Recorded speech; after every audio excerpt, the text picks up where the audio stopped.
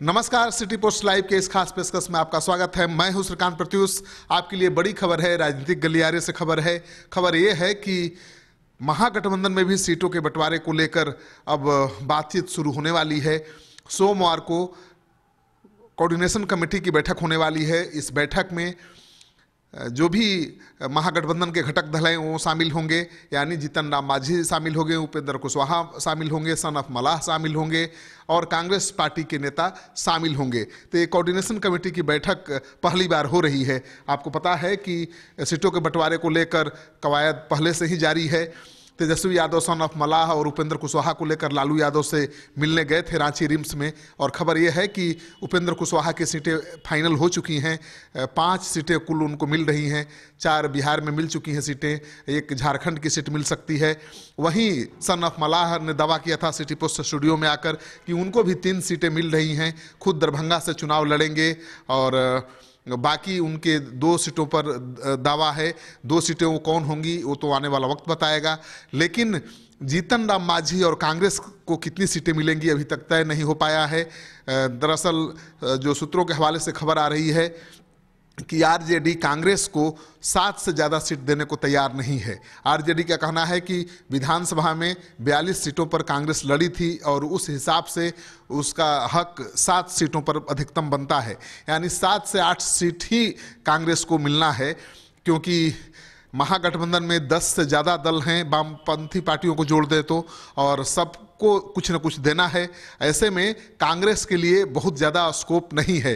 कांग्रेस के नेता खुलकर कुछ बोल नहीं रहे हैं, लेकिन पप्पू यादव ने 3-4 दिन पहले सिटी पोस्ट लाइव को बयान दिया था और कहा था कि कांग्रेस और आरजेडी के बीच बराबर बराबर सीटों का बंटवारा होना चाहिए, ठीक उसी तरह से जैसे बीजेपी जेडीयू के बीच हुआ था। यानी कांग्रेस खुद नहीं बोल रही है, लेकिन अपने सहयोगी दलों से बुलवा रही है कि कांग्रेस को बराबर बराबर सीटें मिलनी चाहिए। लेकिन इस बीच जो खबर आ रही है कि आरजेडी 7 से ज़्यादा सीट कांग्रेस को देने के मूड में नहीं है। अखिलेश सिंह से भी हमने बात की, उन्होंने कहा कि सीटों को लेकर कोई पेच नहीं फंसा है और 1-2 सीट के लिए महागठबंधन में कोई रार नहीं मचेगी। हम समझौता कर लेंगे और सौहार्दपूर्ण माहौल में समझौता कर लेंगे। तो कोऑर्डिनेशन कमेटी की बैठक जीतन राम मांझी के लालू यादव के साथ मुलाकात के बाद हो रही है। कल ही वो मिले थे और सोमवार को बैठक हो रही है। लेकिन इस कोऑर्डिनेशन कमेटी की बैठक के ठीक पहले जीतन राम मांझी ने सिटी पोस्ट लाइव से बातचीत में ये संकेत दे दिया है कि अगर सम्मानजनक समझौता नहीं हुआ, यानी जितनी सीटें उनको चाहिए नहीं मिली, तो बात बिगड़ सकती है। जीतन राम मांझी ने कहा कि उपेंद्र कुशवाहा महागठबंधन में आ तो जरूर गए हैं, लेकिन जिस तरह से उन्होंने बीजेपी के साथ तोल मोल किया और उसके बाद आखिरी समय में वहाँ मनमाफिक सीटें नहीं मिलने के बाद आए हैं, उससे नुकसान हुआ है। जो फायदा महागठबंधन को मिलना चाहिए था उपेंद्र कुशवाहा के आने से, वो नहीं मिलेगा। सुनिए मांझी कैसे कह रहे हैं। उपेंद्र कुशवाहा आखिरी तक बार्गेन करते रहे बीजेपी के साथ, नहीं सौदा पटा, तब आपके पास आए, और ऐसे ही लोगों के बल पर आप एनडीए को चुनौती देंगे। देखिए, ये बात आपका कहना सही है और हमारी बात भी बहुत बार हुई है। जहाँ तक उपेंद्र कुशवाहा जी का मामला है, अनुभवी आदमी हैं, नेता हैं, समाज के अंग हैं। उनको बहुत पहले निर्णय ले लेना चाहिए था महागठबंधन में आने के लिए, जिसके लिए हम लोग न्योता देते रहे, लेकिन वो लास्ट में आए। अब आप जो कह रहे हैं उसमें कहीं ना कहीं सच्चाई है, लेकिन उसके बावजूद भी हम लोग अंगीकार इसलिए किया कि महागठबंधन में जो भी आदमी आवे, अगर 1 वोट का मालिक भी आएगा ताकि हमको एनडीए को हराने में मदद मिलेगी, तो उनका हम लोग स्वागत करते हैं। इस स्तर से चाहे उपेंद्र कुशवाहा जी हों या सहनी जी हों या और कोई, शरद यादव जी का तो पुराना ही हिसाब है, तो सब लोगों को ले करके हम लोग चलने की बात करते हैं। और ऐसे व्यक्तिगत रूप में मैं कहता हूँ, और जहाँ एनडीए का सवाल है उसकी बैठकें होती है या होगी भी, उसमें भी विचार के उपरांत ये सब सारी बातें की गई है। तो हम समझते हैं ये एक का ऐलान मैंने डिसीजन नहीं है, ये सार्वजनिक डिसीजन है कि उनका हम लोग स्वागत। तो मांझी साफ बता रहे हैं कि उपेंद्र कुशवाहा को जितनी तरजीह दी जा रही है महागठबंधन में, उसका लाभ महागठबंधन को नहीं मिलने वाला है। हालांकि वो कह रहे हैं कि ठीक है, कोई 1 वोट भी लेकर आता है तो उसका महागठबंधन में स्वागत है, लेकिन सीट उसी हिसाब से मिलनी चाहिए ताकि सीटों पर जीत सुनिश्चित हो सके। जाहिर है कि मांझी उपेंद्र कुशवाहा से कम सीटों पर नहीं मानेंगे, तो सवाल ये उठता है कि क्या उपेंद्र कुशवाहा की तरह मांझी को भी 4-5 सीटें मिल सकती हैं, क्योंकि सन ऑफ मलाह को जब 3 सीट मिल रही है, उपेंद्र कुशवाहा को जब 5 सीटें मिल रही हैं, तो मांझी 5 से कैसे कम पर मानेंगे? ये सबसे बड़ा सवाल है।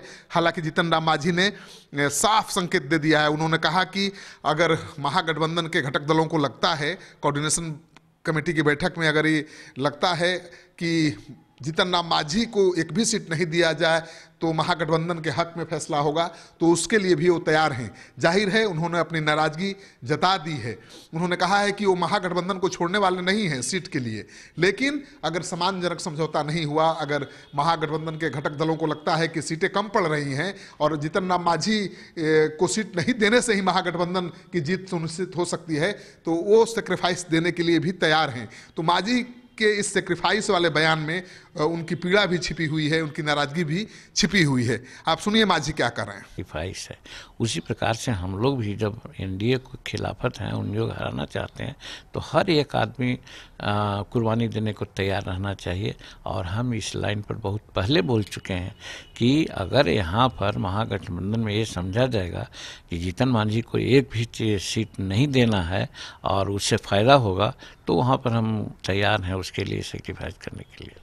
जीतन राम मांझी को एक भी सीट नहीं मिले तो भी तैयार, तो भी महागठबंधन में हम साथ रहेंगे और एनडीए को हराने में हम सहयोग करेंगे। ये तो एक तरह से धमकी भी हो गई कि सम्मानजनक समझौता नहीं हुआ तो चुनाव ही नहीं लड़े। नहीं, तो उल्टी बात आप बुलवा रहे हैं, ऐसी बात नहीं है। विष्णु पटेल ने भी कह दिया था। अब वो क्या बोले हैं हमको बात नहीं है, हम अभी आए हैं, कल हम लोग मिल रहे हैं, कल आपस में बात करेंगे कौन किसने क्या कहा, क्या कहना चाहिए, इस सब पर जो पार्टी का डायरेक्शन है हम देंगे। तो जाहिर है कि महागठबंधन में भी सीटों के बंटवारे को लेकर पेच फंसा हुआ है। आज पहली बैठक हो रही है कोऑर्डिनेशन कमेटी की, और इस कोऑर्डिनेशन कमेटी की बैठक में तस्वीर साफ हो जाएगी, क्योंकि अब महागठबंधन के पास भी समय नहीं है।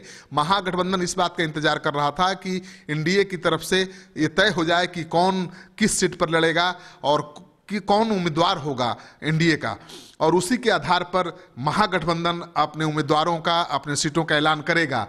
लेकिन कोऑर्डिनेशन कमेटी की बैठक आज हो रही है और अंदर खाने ये समझौता हो जाएगा, ये बात तय हो जाएगी कि किसको कितनी सीटें मिलेंगी और कौन किस सीट पर लड़ेगा।